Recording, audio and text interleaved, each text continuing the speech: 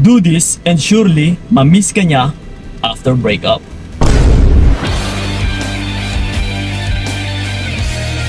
Yes, kung nakarinig na kayo ng isang tao na ginawa lamang na rebound, ay dahil po yan sa gawain na ito na ginawa ng ex nila. Na halimbawa na lang yung lalaki ay may nagiging rebound siya na babae. And dahil nga ito sa gawain ng ex niya, kumbaga pa, may ginawa yung ex niya, kaya humahantong yung bago niya na nagiging rebound. Dahil yung lalaki na ito ay namimiss niya yung ex niya. Yes, so dahil din po yan sa gawain na ito na ituturo ko po sa inyo. Na kung kakahiwalay nyo lang ng partner mo, and kung yung pinakadahilan is, yun na nga, dahil nga may bago, iniwan ka, ipinagpalit ka, and ito na, naiiwan ka na, ay for sure utol, pwede pa natin yan mababawi. Pwede pa nating ma-win back yung partner mo. Oh. Na kung magawa mo ito sa tama, ay sigurado mas lalo kang mamimiss ng partner mo or ng ex mo. Alam nyo ba sa totoo lang na yung pagmamahal ng isang tao ay hindi naman kaagad-agad yan nagfe-fade. O kahit sabihin man natin na hindi ka na niya minamahal nung badang huli, pero yung pagsasamahan na lang ninyo ay hindi po yan agad-agad mawawala sa kanyang isipan. Lalong-lalo na sa kung ano yung nakasanayan ng lalaki sa'yo or ng partner mo sa'yo or ng ex mo na sa ngayon sa'yo. Yes. So ito nga mga utol, ang kailangan ninyong gagawin, walang iba kundi kapag inatrasan kayo ng lalaki, hiniwala yan dahil lamang sa bago or dahil nga meron na siyang bago.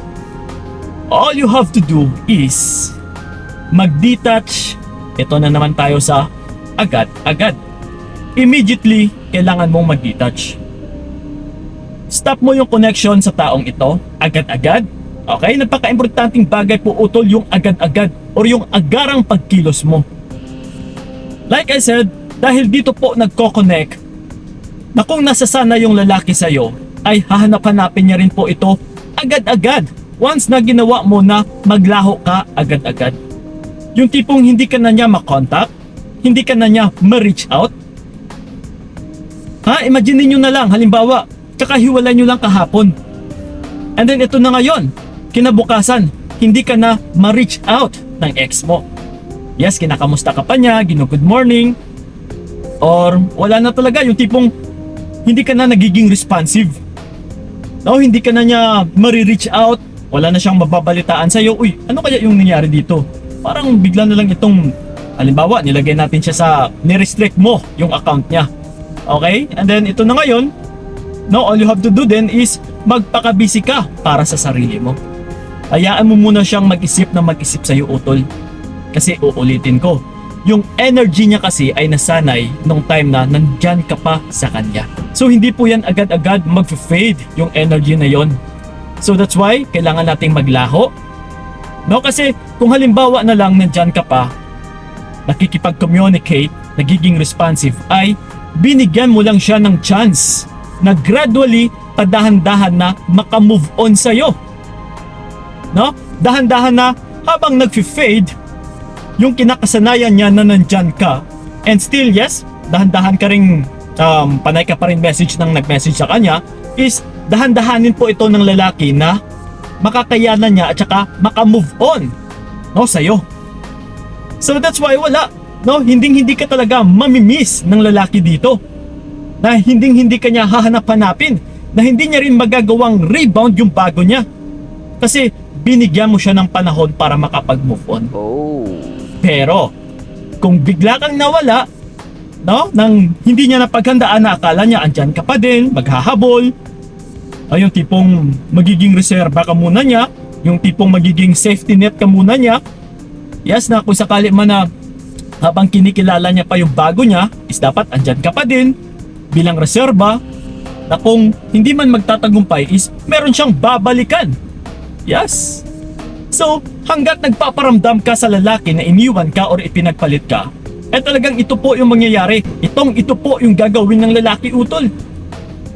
No, pero kung agarang or agad-agad kang nawala, bigla ka naglaho, hininto mo yung pag-connect sa taong ito, dapat lahat-lahat din utol ha.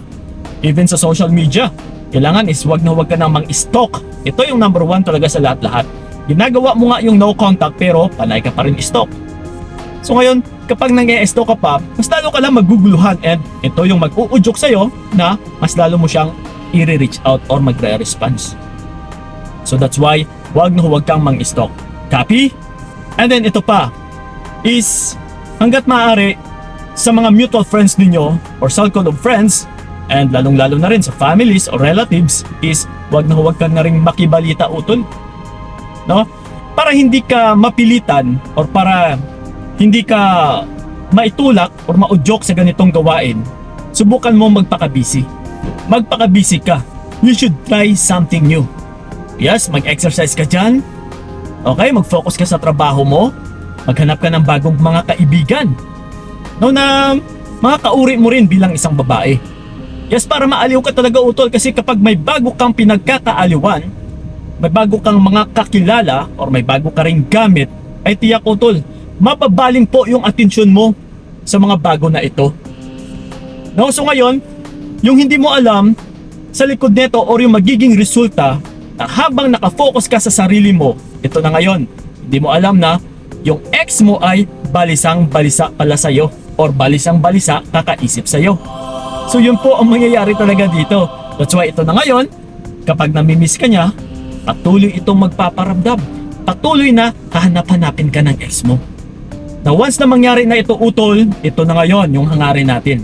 Na dito na talaga darating yung kinakamit natin na magiging rebound niya na yung bago niya.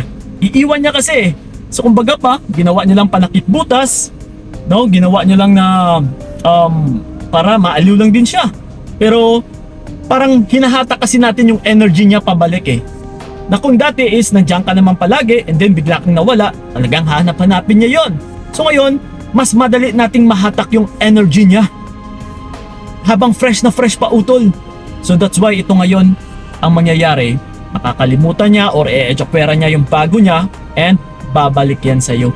Yes, patuloy po yung gagawa ng paraan para ma-reach out ka, para mag-response ka na, para magparamdam ka na. So yun po ang gagawin natin utol para ma-miss ka ng gusto ng partner mo. And kung sakali man na nangyari na ito, magpahabol ka pa, magpakipot ka. And kung pwede lang, huwag mo nang tanggapin yung taong ito. Kasi ginagawa ka lang talagang safety net neto eh. Na kapag naramdaman niya pala na mahalaga ka sa kanya is babalik siya. Pero kung hindi is iiwan ka, ano yun? Diba? Ginagawa ka lang ding option. Na kung sakali pala na hindi magtatagumpay yung relationship nila is babalikan ka na lang na parang walang nangyari. Hindi naman maganda yun o hindi naman pwede yun. Diba? Bigyan mo rin ng respeto ang iyong sarili utol. Okay? Sana'y maliwanag yung pag-explain ko sa inyo. Sana'y nakuha, sana'y nakopya talaga ng maayos. Okay? So yun na po mga utol, and then sa may mga katanungan mo dyan, you can leave a comment lang dyan sa ilalim and sasagutin po natin yan, lalong-lalo na dito sa ating YouTube channel. And then sa mga nais akong makausap one-on-one, i-PM nyo lang po ako sa aking FB page ng Payong Kaibigan ni Kim. Okay? PMS na kailang. Yan po, maraming salamat, so ingat kayo. God bless and babush!